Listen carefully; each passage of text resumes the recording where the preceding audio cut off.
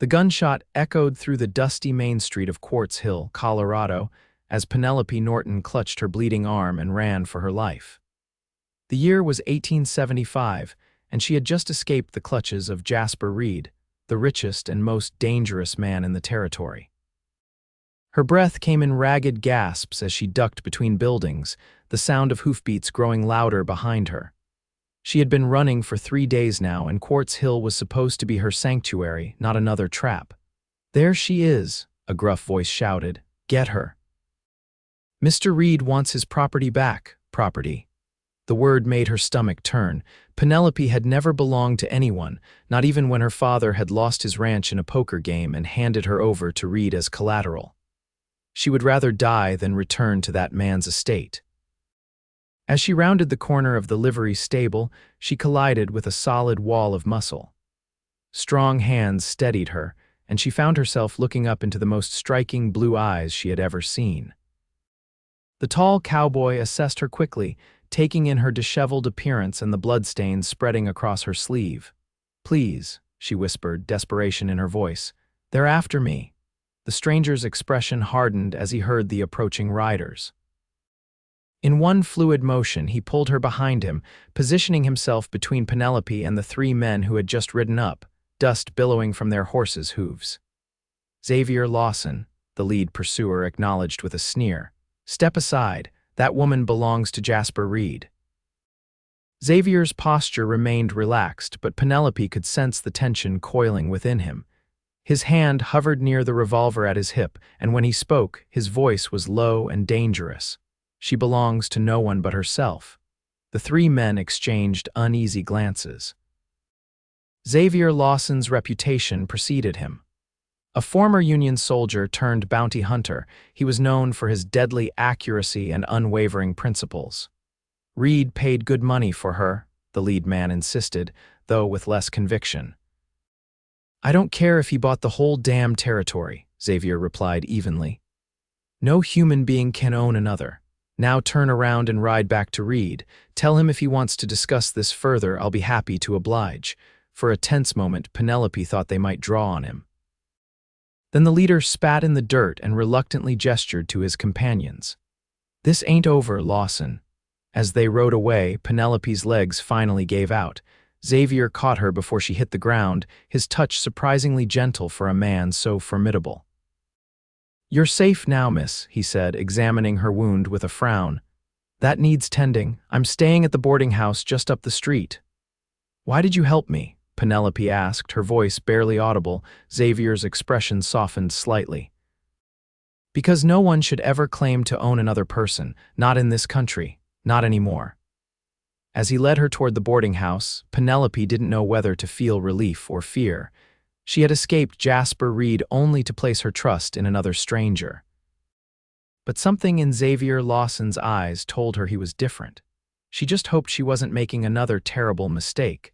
The boarding house was a modest 2-story building run by a widow named Mrs. Fletcher, who raised her eyebrows at the sight of Xavier leading a bloodied woman through her front door but asked no questions. She simply directed them to the kitchen and fetched her medical supplies. "What's your name?" Xavier asked as he helped Penelope into a chair. "Penelope Norton," she replied, wincing as she removed her jacket to reveal the bullet graze on her upper arm. "I came from Virginia originally." "That's a long way," he commented, rolling up his sleeves to help Mrs. Fletcher clean the wound. "What brought you to Colorado territory?" Penelope's eyes darkened. "My father's gambling debts. After my mother died, he lost himself in whiskey and cards. Eventually, he lost our ranch to Jasper Reed." Her voice broke. "When he couldn't pay, he offered me instead." Xavier's jaw tightened, and Reed accepted. "Reed collects things," Penelope said bitterly. "Land, livestock, people, especially women. He has 3 others at his estate who came to him through similar circumstances. They're so broken they don't even try to leave anymore, Mrs. Fletcher made a disapproving sound as she applied iodine to Penelope's wound. "That man is the devil himself, owns half the businesses in the county and has the sheriff in his pocket." "Not Sheriff Daniels in Quartz Hill," Xavier corrected. "He's one of the few honest lawmen left in these parts."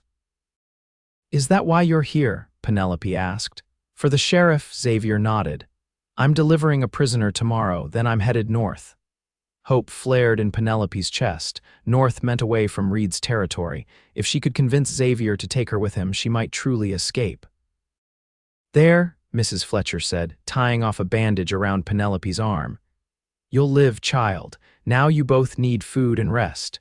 After a simple but filling meal of stew and cornbread, Mrs. Fletcher showed Penelope to a small room with a bed and wash basin. The luxury of privacy and clean water brought tears to her eyes.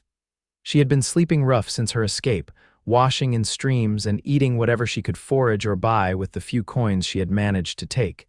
She was just drifting off to sleep when a soft knock at her door startled her. She opened it cautiously to find Xavier standing there, his expression grave. "Reed's men are back," he said quietly. "6 of them this time, asking questions around town. It's not safe for you to stay." Penelope's heart sank. "Where can I go?" "I have a friend who owns a ranch about 20 miles from here. We can leave at first light. You'll be safe there while I deliver my prisoner to Sheriff Daniels." "Thank you," she said, her voice catching. "I can't repay you, I'm not asking for payment," Xavier interrupted.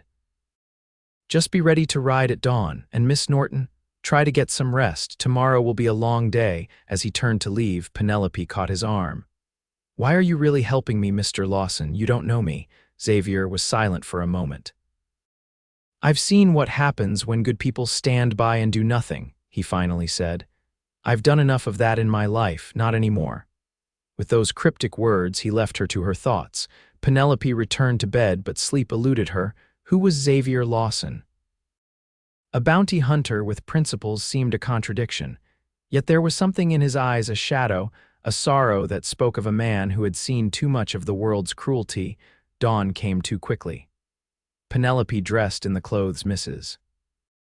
Fletcher had found for her a simple skirt and blouse that were a bit too large but clean. She had just finished pinning up her dark hair when Xavier knocked again.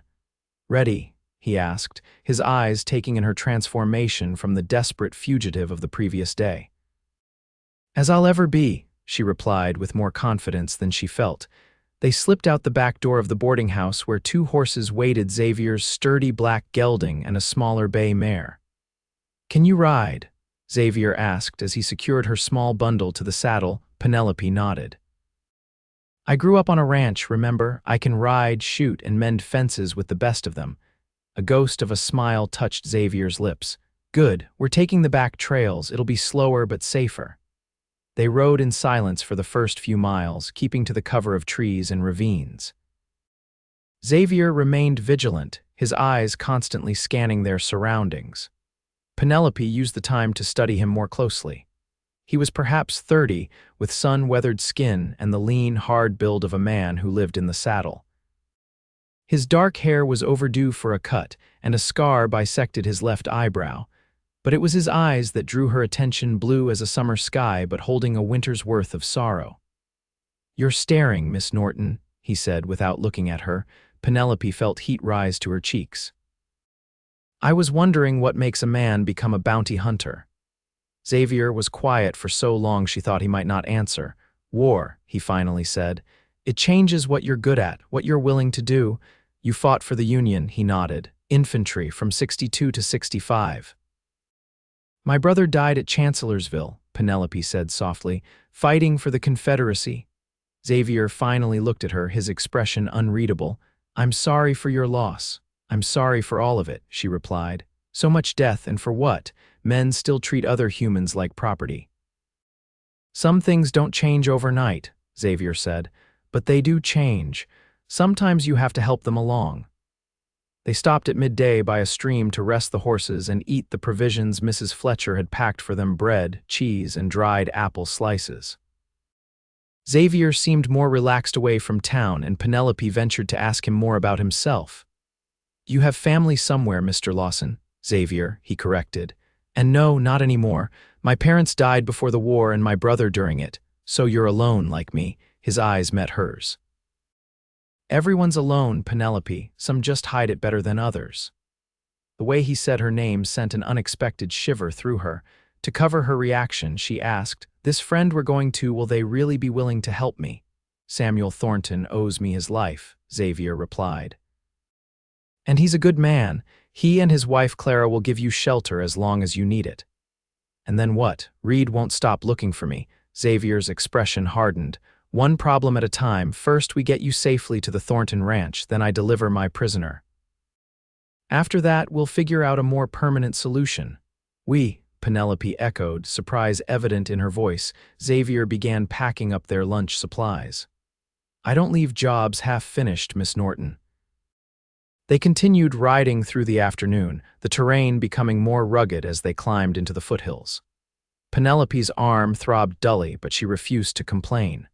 Freedom came with pain sometimes. As the sun began to set, Xavier led them into a sheltered ravine.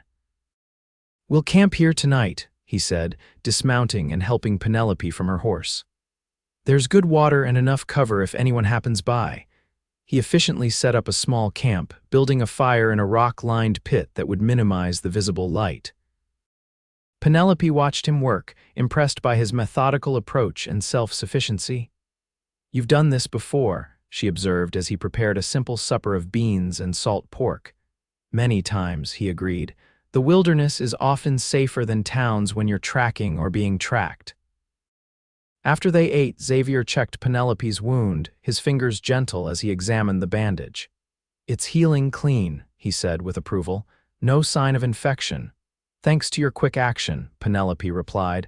I never properly thanked you for standing up to Reed's men. Most wouldn't have bothered. Xavier's expression darkened. Men like Reed count on that, on good people turning a blind eye. You've dealt with his kind before, more than I care to remember. He hesitated, then added, I was married once. Her name was Elizabeth. She was killed by a man who thought he owned her. Penelope's heart constricted. I'm so sorry, Xavier. It was a long time ago, during the war. He stared into the fire. I was deployed. She was working as a nurse. The commander of the hospital took a liking to her. When she refused his advances, Xavier's voice trailed off. By the time I returned, he'd been transferred to another unit. The army wasn't interested in justice for a nurse. So you found him yourself, Penelope guessed. Xavier's eyes, when they met hers, were cold. I did what the law wouldn't. That's when I learned some men only understand one language. The revelation should have frightened her, but instead, Penelope found herself drawing closer to him. And that's why you help women like me. I help because it's right, he said simply. You should get some rest. I'll take first watch. Despite her exhaustion, sleep came fitfully to Penelope that night. She kept seeing Jasper Reed's cruel smile, kept feeling his hands on her. She awoke with a start to find Xavier kneeling beside her, concern etching his features. You were crying out, he explained, withdrawing his hand from her shoulder. A nightmare, Penelope nodded, embarrassed. Sorry to disturb you. No need for apologies. We all have our demons. He offered her his canteen. Water. She accepted gratefully, noting that the sky had begun to lighten. Is it time to move on? Soon, Xavier confirmed. We should reach the Thornton Ranch by midday if we make good time.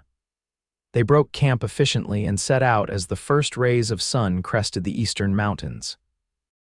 The day promised to be hot, and Penelope was grateful for the wide-brimmed hat Xavier had procured for her. They rode mostly in companionable silence, stopping occasionally to rest the horses and check their back trail. It was during one such stop, as Xavier scanned the horizon with a small brass spyglass, that Penelope noticed his sudden tension. Riders, he said grimly, 3 of them following our trail. Penelope's heart raced. Reed's men, most likely. They're still a few miles back, but they're moving fast. Xavier quickly mounted his horse. We need to push hard for the ranch. The Thorntons have enough hands to discourage unwanted visitors. They rode at a gallop where the terrain allowed, the horses sensing their rider's urgency. Penelope's wound throbbed with every impact, but she gritted her teeth against the pain. The alternative, being returned to Reed, was unthinkable.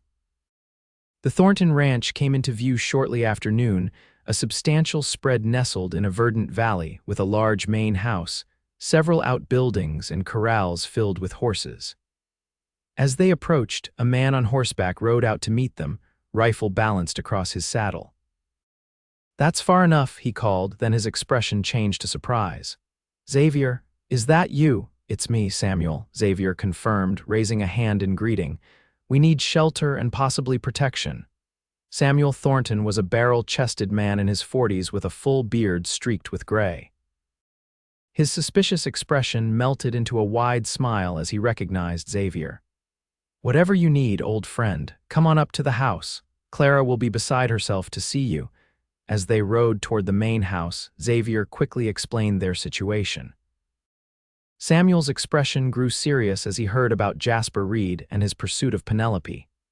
Reed's reputation precedes him, Samuel said darkly. He's been buying up ranches all through this territory by fair means or foul, but he's never tried anything with us. We're too big and too well armed. He glanced at Penelope. You'll be safe here, Miss Norton. My wife Clara will see to that while Xavier completes his business. Clara Thornton proved to be as welcoming as her husband, a handsome woman with kind eyes and a no-nonsense manner. She immediately took Penelope under her wing, providing fresh clothes, a hot bath, and a proper examination of her wound. Xavier did a fine job cleaning this, she commented as she applied a fresh bandage. But men never use enough salve. There, that should heal nicely now. Thank you, Mrs. Thornton, Penelope said sincerely. I don't know how to repay your kindness. Clara, please, the older woman corrected. And there's no need for repayment. Any friend of Xavier's is welcome here. He saved Samuel's life during a cattle drive gone wrong flash flood, nearly took half the herd and my husband with it. He seems to make a habit of saving people, Penelope observed. Clara's eyes twinkled knowingly. He does at that. Though I've never seen him bring a young woman to our door before. You must be special. Before Penelope could protest, Xavier and Samuel entered the kitchen, deep in conversation. Reed's men were spotted by one of my hands, Samuel was saying. 3 riders asking questions at the Henderson place about 2 miles east. I need to get back to town, Xavier said. My prisoner is scheduled for transfer to Denver tomorrow, Samuel nodded. Take the South Trail, it's longer but less traveled. I'll have my men redirect Reed's boys if they come nosing around. Xavier turned to Penelope, his expression softening slightly.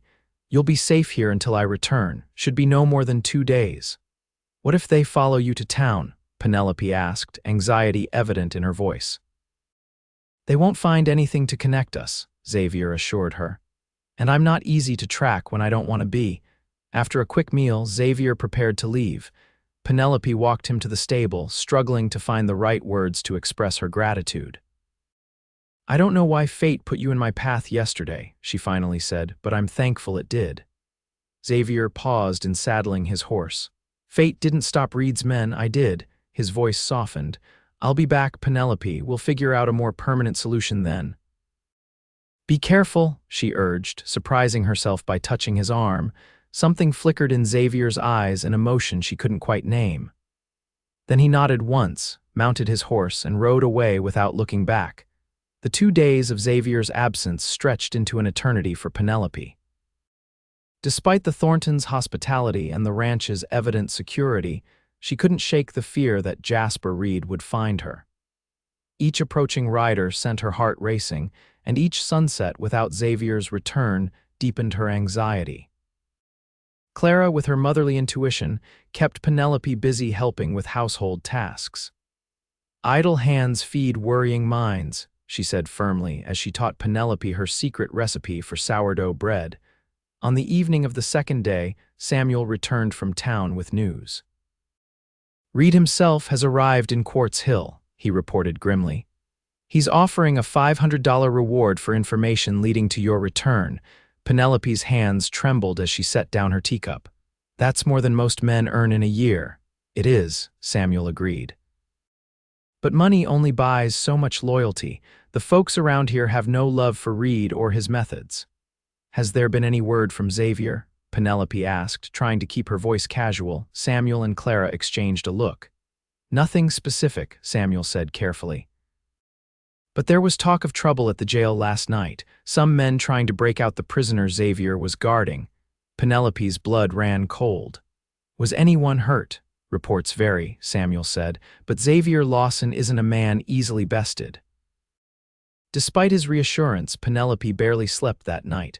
Her dreams were filled with gunfire and pursuit, with Xavier falling and Reed's cruel laugh echoing through the darkness. She woke before dawn, her heart pounding, and knew sleep would not return. The morning passed in a haze of anxiety. Penelope helped Clara with breakfast for the ranch hands, then assisted with laundering bedsheets, anything to keep her mind occupied. By midday, she had taken to sitting on the front porch, ostensibly to shell peas, but really to watch the road. It was late afternoon when she spotted the rider approaching from the south. Even at a distance, she recognized the set of Xavier's shoulders and the distinctive gait of his black gelding. Without thinking, she set aside the peas and ran down the path toward him, heedless of propriety or caution. As she drew closer, she saw that Xavier's shirt was stained with blood, and he rode with one arm held stiffly against his side. His face was drawn with pain, but his eyes lit with something close to warmth when he saw her. "You're hurt," Penelope said, reaching for his horse's bridle. "It's nothing serious," Xavier replied, though his grimace as he dismounted contradicted his words. "Bullet grazed my ribs. Doc Williams in town patched me up." "What happened?" Penelope demanded, supporting his arm as they walked toward the house. "Reed's men tried to free my prisoner," Xavier explained, "then tried to take me. Neither attempt succeeded." By this time, Samuel and 2 ranch hands had joined them. "Let's get you inside," Samuel said, taking Xavier's other side.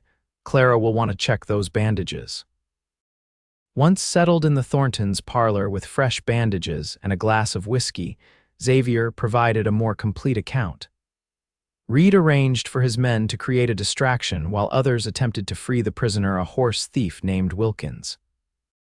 "Their real goal was to capture me, hoping I'd lead them to you." "How many were hurt?" Penelope asked, her voice small. "2 of Reed's men won't be causing any more trouble," Xavier said matter-of-factly. "Sheriff Daniels took a bullet in the shoulder, but he'll recover. My prisoner is safely on his way to Denver with the federal marshal." "And Reed," Xavier's expression darkened, "he's still in Quartz Hill making threats and raising the bounty on your head. $1,000 now," Clara gasped. "That's a small fortune." "He's desperate," Xavier said. "And dangerous. We need to consider our next move carefully." Penelope echoed. Xavier's eyes met hers directly. "I told you I don't leave jobs half-finished. Besides, this has become personal now." A small, selfish part of Penelope was glad to hear it, though she immediately felt guilty for putting Xavier in further danger. "What do you suggest?" "We need to neutralize Reed's claim on you," Xavier said thoughtfully. "The legal basis of his ownership is the gambling debt your father incurred. If we could prove the game was rigged or the debt otherwise invalid." "That won't be easy," Samuel interjected. "Reed is too smart to leave evidence of cheating." "Perhaps," Xavier agreed. "But men like Reed make enemies. Someone in Quartz Hill might know something, might be willing to talk for the right incentive." They discussed possibilities late into the evening, eventually settling on a plan. Xavier would return to town in a few days, once his wound had healed enough for travel. There, he would discreetly investigate Reed's gambling operations while Samuel made inquiries through his business connections. "And what about me?" Penelope asked. "I can't hide here forever, putting the Thorntons at risk." "You'll stay put for now," Xavier said firmly. "Once we have something concrete against Reed, then we can decide next steps." Penelope wanted to argue but recognized the logic in his words. Instead, she focused on helping Xavier recover. Under Clara's guidance, she changed his bandages, prepared healing poultices, and ensured he rested properly. Xavier proved to be a reluctant patient, chafing at inactivity, but he submitted to Penelope's care with surprising grace. During those days of convalescence, the barriers between them gradually lowered. Xavier spoke more of his childhood in Pennsylvania, his wartime experiences, his years drifting westward after losing Elizabeth. Penelope shared her own story growing up on a Virginia plantation that had fallen on hard times after the war, her father's descent into gambling and drinking, her desperate attempts to keep their ranch afloat before Reed entered their lives. "I actually thought he was being generous at first," she admitted one evening as they sat on the porch watching the sunset. He offered my father money to keep the ranch going, invited us to dinner at his estate. I didn't realize until later that he was deliberately encouraging my father's gambling, leading him deeper into debt. Xavier's jaw tightened. Men like Reed see everyone as either a possession or an obstacle. Your father was a means to an end, and I was the end, Penelope said bitterly. A pretty ornament for his collection. When he told me my father had wagered me in that final game, I couldn't believe it, even when he showed me the paper with my father's signature. Xavier's hand covered hers, warm and steady. Your father's failings don't define you, Penelope. And Reed's claim has no moral validity, whatever paper he holds. She turned her hand to clasp his. Thank you for seeing that when so many others didn't. The moment stretched between them, charged with unspoken feeling. Then Xavier gently withdrew his hand and changed the subject. But something had shifted, a new awareness humming beneath their interactions. A week passed, then 10 days. Xavier's wound healed well enough for light activity, and he began helping around the ranch, seemingly in no hurry to return to town despite their plan. Penelope found herself selfishly grateful for the delay, treasuring these peaceful days of getting to know him better.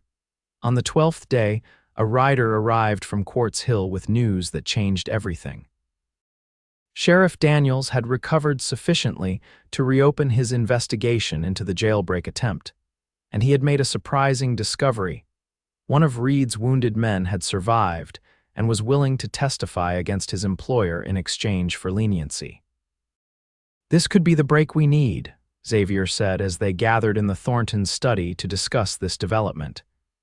If Reed was directly involved in the jailbreak attempt, that's a federal offense. The sheriff wants you both to come to town to make statements, Samuel said, reading from the letter the messenger had brought. He says he can guarantee your safety. Xavier frowned. It's still risky. Reed has a lot of men. But this might be our only chance to bring him down legally, Penelope argued. I'm tired of hiding, Xavier. I want my freedom back. After much debate, they decided to go, but with precautions. Samuel would accompany them with several of his most trusted hands. They would travel under cover of darkness and go directly to the sheriff's office, avoiding public areas where Reed's men might be watching. They set out the following night, a small cavalcade moving silently through the moonlit landscape. Penelope rode close to Xavier, drawing strength from his calm presence. Despite the danger ahead, she felt a strange sense of rightness. For the first time since her mother's death, she wasn't alone in her fight. Quartz Hill was quiet when they arrived in the pre-dawn hours. Most businesses shuttered and the streets empty. Sheriff Daniels met them at the back entrance to the jail, his left arm in a sling but his expression determined. "Glad you came," he said, ushering them inside. "My deputy's keeping watch out front. Reed's been too quiet lately, makes me nervous." Inside, the sheriff outlined what they had learned from the captured man, a hired gun named Tucker, who had been with Reed for only a few months. Tucker had confirmed that Reed personally ordered the jailbreak attempt and the mission to capture Xavier, offering substantial bonuses for success. More importantly, Daniels continued, Tucker says Reed has been running rigged games for years. He employs professional card sharp to pose as traveling gamblers, working in pairs to clean out targeted marks. "Like my father," Penelope said, the pieces falling into place. "Exactly," the sheriff nodded. "Tucker named names, including the men who worked your father's game. We've already arrested one of them. He's in the cell next door, suddenly very talkative now that Reed has abandoned him." Xavier leaned forward. "So you have enough to arrest Reed? For the jailbreak conspiracy, yes. For the gambling fraud, maybe, but his lawyers will fight hard." Daniels looked directly at Penelope. "What would help most is the original marker your father signed. Tucker says Reed keeps all such documents in a safe at his house." "Which might as well be a fortress," Xavier said grimly. "He has at least a dozen men guarding that estate." "Not anymore," Daniels replied with satisfaction. "Most of his hired guns have scattered since the arrests began. Word is he's down to just a few loyalists, and they're nervous." A plan began to take shape. The sheriff would obtain a search warrant based on Tucker's testimony. Xavier, with his experience in tracking and stealth, would accompany the official party to Reed's estate to ensure no evidence disappeared during the search. "What about me?" Penelope asked. "I know the layout of Reed's house. I lived there for 3 weeks before escaping." Xavier immediately objected. "It's too dangerous. Reed wants you back more than anything." "Which is exactly why I should go," Penelope argued. "I'm tired of being hunted, Xavier. I want to face him on my terms with the law behind me." The debate continued until Samuel unexpectedly supported Penelope. "She's right, Xavier. This ends when she reclaims her power from Reed, not when you do it for her." Xavier looked from Samuel to Penelope, his expression conflicted. Finally, he nodded once. "All right. But you stay with me the entire time. No heroics." "I promise," Penelope agreed, relief and determination flooding through her. They spent the day preparing, reviewing the layout of Reed's estate and planning the approach. The sheriff gathered a posse of trusted men, and by nightfall, they were ready. The warrant, signed by the circuit judge who had fortuitously arrived in town that afternoon, authorized a thorough search of Reed's property for evidence of gambling fraud and conspiracy to commit jailbreak. As they rode toward Reed's estate in the gathering darkness, Penelope fought to control her rising anxiety. The last time she had seen this road, she'd been fleeing for her life. Certain Reed's men would catch her before she reached town. Now she was returning voluntarily, and the irony wasn't lost on her. Xavier rode beside her, his presence a steady anchor. "You can still turn back," he said quietly. "No one would think less of you." Penelope straightened her spine. "I would think less of me. This is my fight too, Xavier." His eyes held hers for a long moment, and something in them made her breath catch. "Yes," he finally said. "It is." Reed's estate came into view, an ostentatious mansion set on a hill overlooking the valley, lights glowing from several windows despite the late hour. The sheriff deployed his men strategically, surrounding the property before approaching the main gate. The guards were clearly surprised by the arrival of a large, armed party led by the sheriff. Their uncertainty increased when Daniels presented the search warrant. "Mr. Reed isn't receiving visitors," one guard insisted, though he looked nervous. "This isn't a social call," Daniels replied coldly. "Step aside or be arrested for obstruction." After a tense standoff, the guards reluctantly opened the gates. As the posse rode through, Xavier positioned himself protectively beside Penelope, his hand never far from his revolver. Jasper Reed met them on the front steps of his mansion, his customary smooth confidence visibly strained. He was a tall man in his 50s, expensively dressed, with cold eyes that widened in shock when he spotted Penelope. "This is outrageous," he blustered. "Sheriff, you've exceeded your authority, and you," his gaze fixed on Penelope with a mixture of rage and possessiveness. "You've caused quite enough trouble, my dear. It's time you return to where you belong." "She belongs to herself," Xavier said quietly, echoing his words from their first meeting. Reed's eyes narrowed as he took in Xavier. "The bounty hunter. I should have had you shot when I had the chance." "You tried," Xavier reminded him. "You failed. Now step aside. We have a legal warrant to search these premises." For a moment, Reed looked like he might refuse. Then, with a tight smile, he stepped back. "By all means, search away. You'll find nothing improper here." The sheriff assigned teams to search different areas of the house. Xavier, Penelope, and Daniels himself headed directly for Reed's study, where Tucker had indicated the safe was located. The study was an impressive room lined with bookshelves and dominated by a massive desk. Reed followed them in, watching with barely concealed anxiety as Daniels began examining the walls. "If you're looking for a safe, Sheriff, you're wasting your time," Reed said with forced casualness.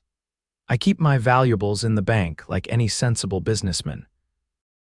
Penelope, remembering details from her time in the house, moved directly to a large painting of a hunting scene. "It's behind here," she said confidently. "I saw him access it once, though he didn't know I was watching." Reed's face contorted with fury. "You have no right, we have every right," Daniels interrupted, removing the painting to reveal a substantial iron safe. "Now, Mr. Reed, you can open this voluntarily, or I can have the blacksmith from town break it open." Your choice. After a tense standoff, Reed reluctantly moved forward and worked the combination. The safe door swung open to reveal stacks of documents, bundles of cash, and several small jewel boxes. "Those are private business papers," Reed protested as Daniels began removing the contents. "Then you have nothing to worry about," the sheriff replied, sorting through the documents. Xavier stood guard by the door while Penelope helped the sheriff identify relevant items. Her heart raced when she found a folder containing several signed markers, including one with her father's distinctive signature. "This is it," she said, her voice trembling slightly as she handed the paper to Daniels. "This is the document Reed claims gives him ownership of me." The sheriff examined it carefully. "This isn't a legal contract of indenture. It's a gambling marker, nothing more, and if the game was rigged, as our witnesses claim, it's completely invalid." Reed's composure finally cracked. "That woman is my property. I paid good money to settle her father's debts. The law protects property rights. The law doesn't recognize human beings as property anymore, Reed," Xavier said coldly. "The war settled that question." As if on cue, one of the sheriff's deputies appeared at the door. "Sheriff, we found something you should see, in the room behind the kitchen." They followed the deputy through the house to a small, locked room that had been forced open. Inside were 3 terrified women, the collection Penelope had mentioned to Xavier. They clung to each other, clearly fearful of the armed men who had broken into their prison. Penelope pushed past the men and approached the women gently. "You're safe now," she assured them. "The sheriff is here to help you. Reed can't hurt you anymore."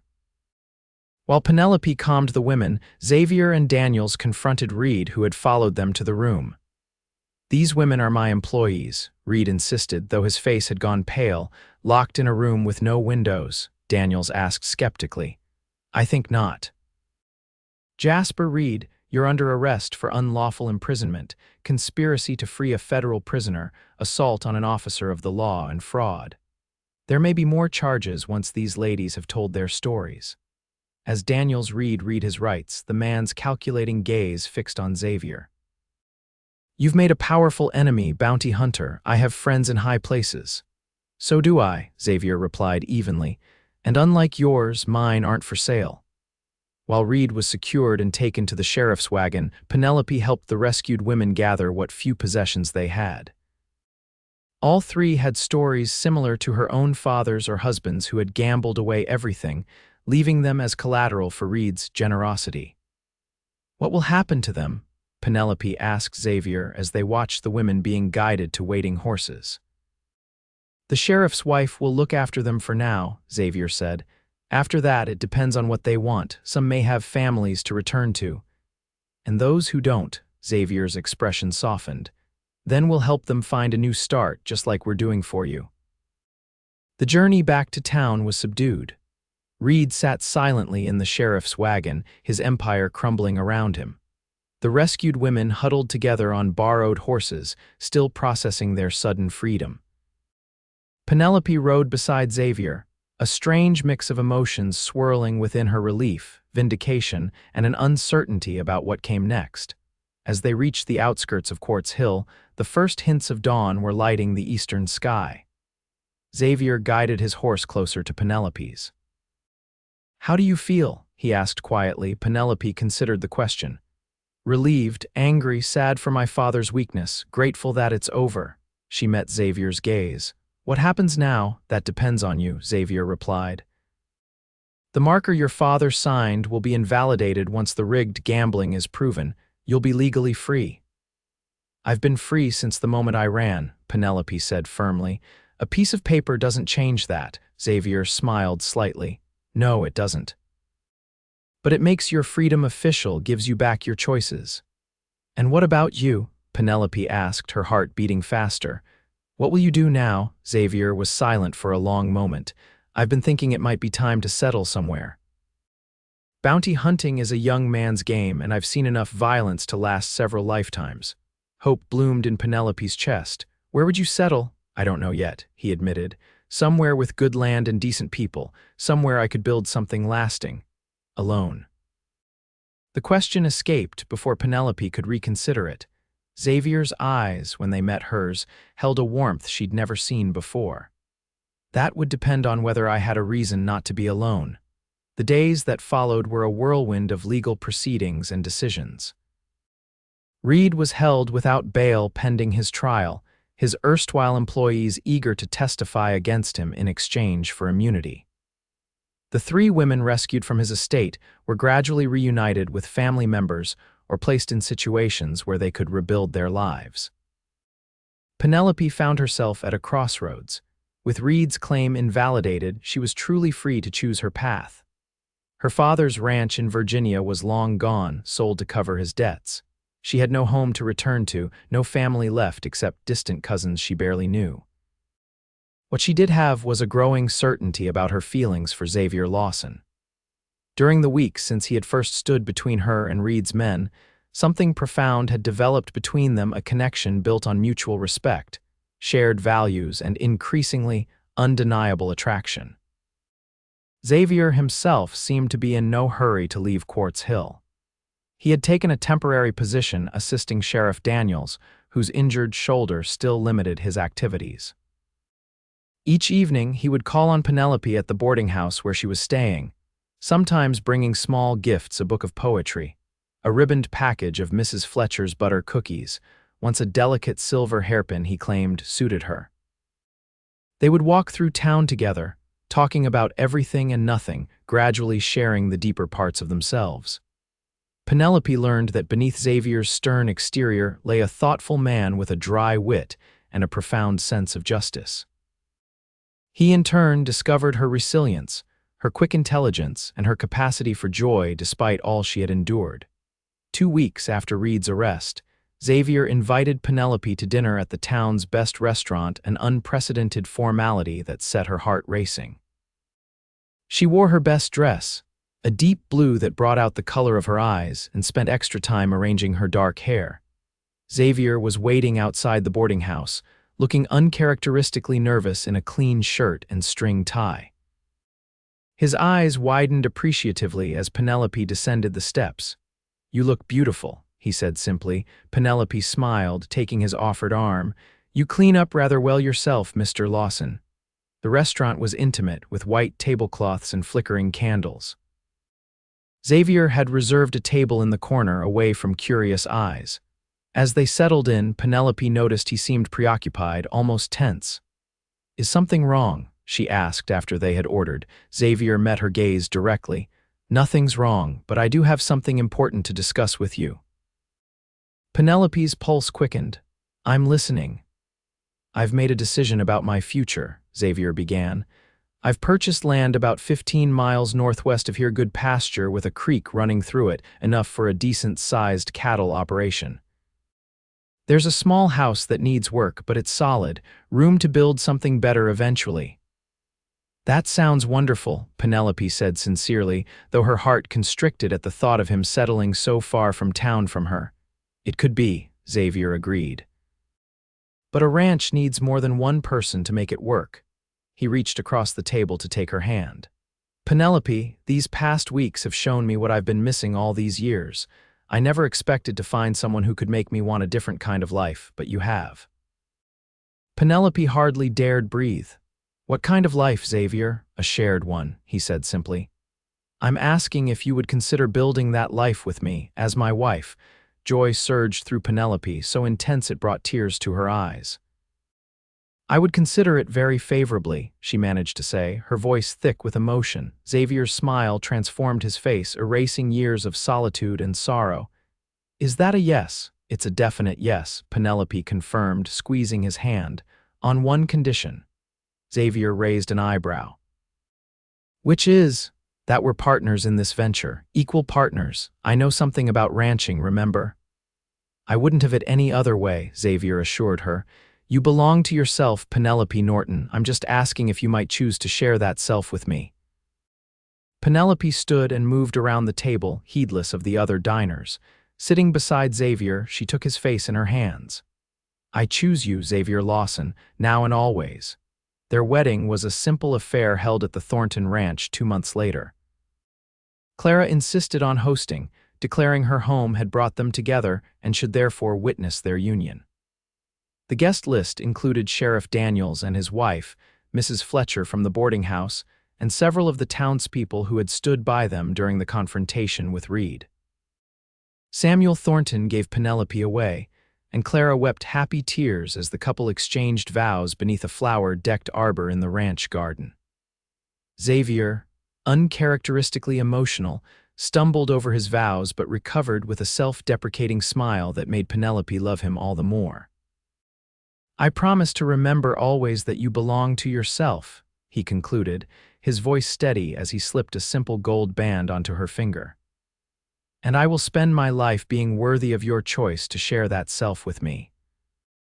Penelope's own vows acknowledged the unusual path that had brought them together. "You stood between me and those who would claim ownership of me, asking nothing in return. In doing so, you showed me what true freedom means, the freedom to choose, to love, to build a life on my own terms. I choose you, Xavier Lawson, freely and completely." As summer turned to fall, they settled into their new home. The small ranch house, though basic, became a warm and welcoming place under Penelope's care. They worked side by side to improve the property, Xavier teaching Penelope about cattle ranching while she introduced innovations from her Virginia background. Word came that Jasper Reed had been convicted on multiple counts and sentenced to 15 years in the territorial prison. His empire was dismantled, his assets sold to pay restitution to his victims. The 3 women rescued from his estate had all found new beginnings, one reunited with family back east, another married to a shopkeeper in Denver, the third working as a schoolteacher in a growing settlement near Colorado Springs. "Justice doesn't always come," Xavier commented when they received the news, "but when it does, it's sweet." Penelope, curled beside him on the porch swing they had built together, nodded in agreement, "And sometimes it brings unexpected blessings." She took his hand and placed it gently on her stomach, where the first subtle rounding was beginning to show. Xavier's expression shifted from confusion to wonder as understanding dawned. "Are you certain?" Dr. Williams confirmed it yesterday, Penelope said, her eyes shining. "We'll be 3 by spring." Xavier gathered her close, his joy too profound for words. They sat together as twilight deepened into night, watching the stars emerge over the land that was truly theirs, a place built on freedom, choice, and love that had overcome the darkest of circumstances. 5 years later, the small ranch house had been replaced by a larger, more comfortable home, and the herd had grown substantially. Xavier and Penelope Lawson were known throughout the county as successful ranchers and devoted parents to their 2 children, 4-year-old Elizabeth, named for Xavier's first wife, and 2-year-old Thomas, who had his mother's dark hair and his father's blue eyes. On the anniversary of their first meeting, Xavier always presented Penelope with a single token, a silver locket engraved with the words that had changed both their lives. "She belongs to herself." Inside was a small portrait of their family, the living embodiment of a freedom fought for and won. In the evenings, when the children were asleep and the day's work done, they would often sit together on the porch, watching the sunset paint the western sky in shades of gold and crimson. Those quiet moments held all they had built together: a home, a family, a life anchored in the belief that true love could only exist between equals, between people who recognized and honored each other's fundamental right to self-determination. Any regrets? Xavier would sometimes ask, his arm around Penelope's shoulders, and she would always answer the same way, with a smile that still took his breath away. Only that it took us so long to find each other. In a time and place where many still believed in ownership rather than partnership, Xavier and Penelope Lawson stood as a testament to a different possibility, a future built on mutual respect and freely given love. Their story became something of a local legend, passed down through generations. The tale of a brave woman who refused to be owned, and the cowboy who understood that the greatest love comes not from possession, but from allowing another person the freedom to choose.